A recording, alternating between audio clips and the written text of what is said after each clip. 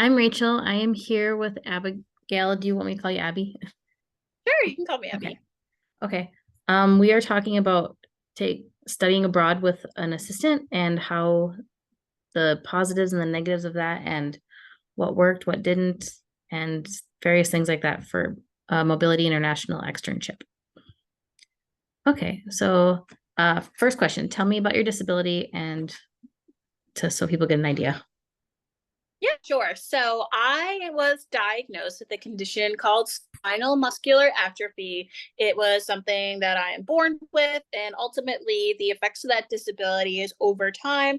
I lose muscle strength. So when I was younger, I could walk, move around a little bit independently. And then as I got older, started to have some issues with my ligaments and my muscle strength. So now I use a full-time power wheelchair. Oh, all right. So on your study abroad, did you travel with Mobility International? And where did you go to? Kind of. So, when I traveled abroad, I signed up for a program with CIEE, which is the Center for International Educational Exchange. And at the time, they had not had a wheelchair user study with their program. So I was kind of like the first test subject, really. I wanted to go to Berlin, Germany, as it tied in with some of the German language speaking skills I was studying with in college. And I've reached out to MIUSA just to get some further insight as far as some resources they could provide me with, how to travel, being a person who uses a wheelchair full time, and ultimately just some best practices and travel tips. Okay.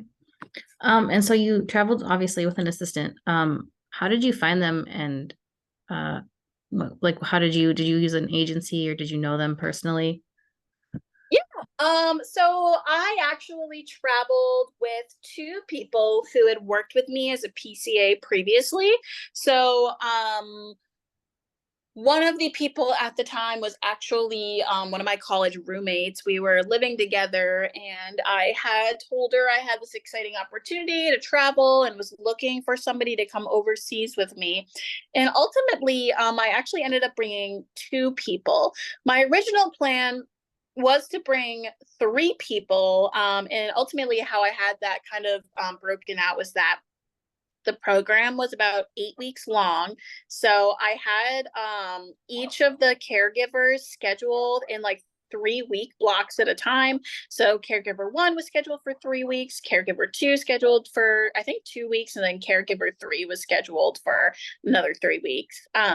Ultimately, caregiver two ended up having to drop out for personal emergency reasons. So that was a bit of a last minute adjustment. But caregiver one, who was with me originally, was actually really excited to be overseas with me and extended her shift length with me. Oh, that works out. That was convenient. Yeah.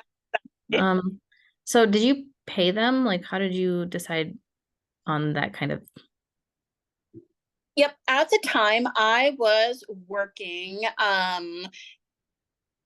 or sorry, I was living in New Hampshire and I was working with an agency called Granite State Independent Living. And they were the agency that allowed me to hire and manage all of my caregivers. And in the state of New Hampshire, I think that was a kind of a unique opportunity because typically companies won't allow you to bring your caregivers outside of the country and have them work for you. But I ended up petitioning to study abroad and have a caregiver accompany me. So ended up doing a lot of petitioning through that company, working its way up to the directors. And then eventually we were able to agree to a waiver, which allowed me to hire and have all of my caregivers work overseas with me. Oh, awesome. So you had several caregivers. So what worked out really well for you with bringing them with you? I would say worked really well.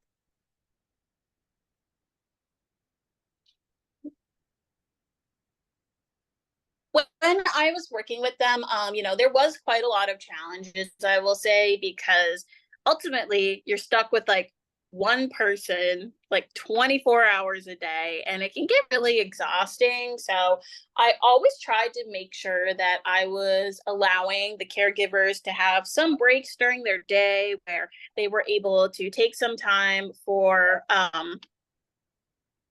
like themselves, also be able to not do so much of like the heavy work, but also it's like super important just to make sure that I was very like openly communicative with them as well. And I think just having that transparent communication was like super, super important just to be able to convey how I was feeling. And then also just generally like making sure that they were okay. Just making sure that we were like adding in that humanistic element of our working relationship was really important, because I think that, there's a lot of mutual respect that needs to happen just working so closely together, and also like a lot of reliability where I needed them to be able to help me live day to day. And it's not like I have a network of people overseas who are available to help me. So making sure that they were really open and happy, and also like the working schedule was good for them, was really important in that situation.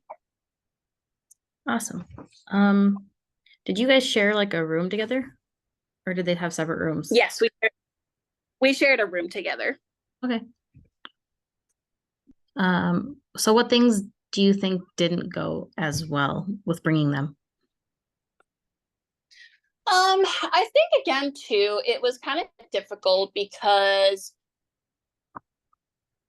I brought them on again to work with me, and ultimately like be available to help me with whatever I needed at the time. But again, being in an environment with somebody 24/7 can be kind of exhausting sometimes, and there's natural frustrations that come out of being in that close knit environment with anybody, not really being able to have that quote unquote breathing rooms. And ultimately, I think there can be feelings of resentment that come up, just given the fact that you're so close with that person in a physical environment all the time.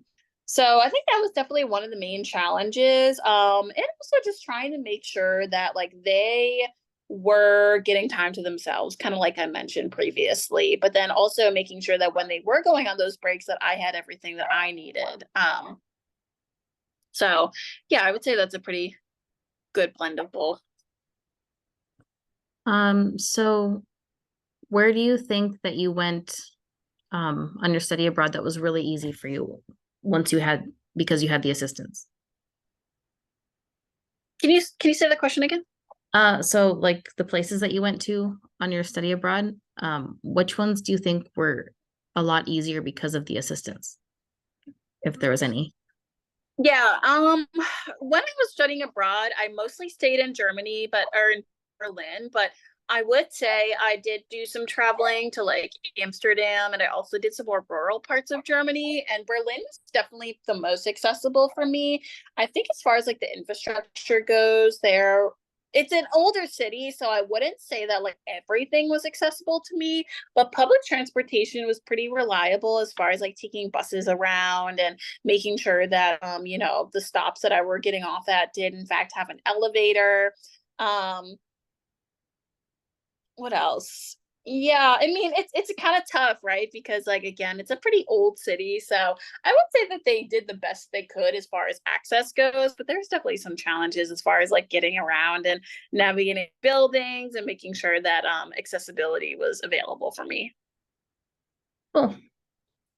Um, uh, what so what would you like people to know about bringing an assistant, if there's anything? Yeah, I would say it's important to just remember like they're a human being too, and not to forget that they have their own thoughts and feelings. And while they're there to fully support you, they are also sacrificing a lot by being there too. To go to a foreign country and dedicate 24 hours of your day to another person can be quite exhausting. And that's again why I was really saying that it's important to respect that other person. So I would say that's like the number one thing to take away from it. Yeah. Did you have any like major conflict with them that you had to figure out? I think there was like maybe like one instance where we got into kind of an argument. And it was just really over like how we were spending our time, I guess, where like, like the person I was working with maybe like wanted to like go to a certain area of the city, but I wanted to like stay back. And again, like the like dictating plans was like Yeah. kind of my responsibility. And it's like, oh, it's kind of hard to like, find a compromise for this person to do what they want to do when I want to do something different. That's like a very vague instance. I can't particularly remember any like major blowout or anything like that, but it's an example of one of the things that happened, I'd say. How old were you when you studied? I was 21. Okay. Um, so with your whole experience, do you think there was any like major that you can think of moment where having the assistant you were like, man, I just wish that they weren't here right now? Like, was there any hindrance Yeah, to your experience? there was definitely moments like that, where I wish I was just kind of like doing my own thing solo. Just because, I think it is somewhat of a restricting factor to always have to be mindful of like another person being with you. And definitely like kind of put some restraint as far as like, doing all the things that like I wanted to do and being totally in charge of my own time when having to like take into consideration another person being there. Oh yeah. How did it work out for you to bring your wheelchair over?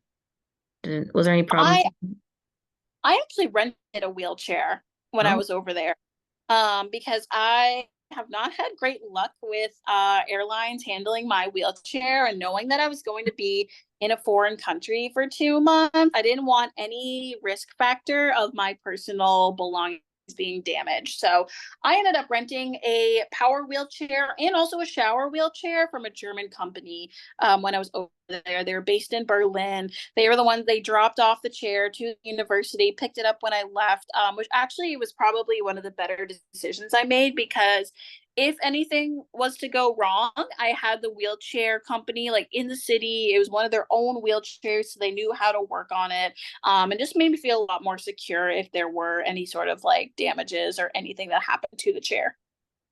how'd you find those people or that company? Some independent research, and I also asked the program coordinators to help me with some of the translation. Okay, that's pretty cool. Yeah. I'd be nervous. Yeah. Yeah, that's one of the biggest things with flying is wheelchairs Yep. getting 100. broken. I have a manual though, so it's a little better, but it's still not great because at least when they look at it, they're not completely scared. Yeah, right. Um, is there anything else you'd like to share about your experience? I would definitely say that despite having a disability, it should not prevent you from taking the opportunity to study abroad. Honestly, studying abroad was probably one of the best things that I've ever done with my life, and came with a lot of fear and hesitation in the beginning. But when I was there in the moment, just felt very, very proud of myself for kind of like saying, hey, I can do this.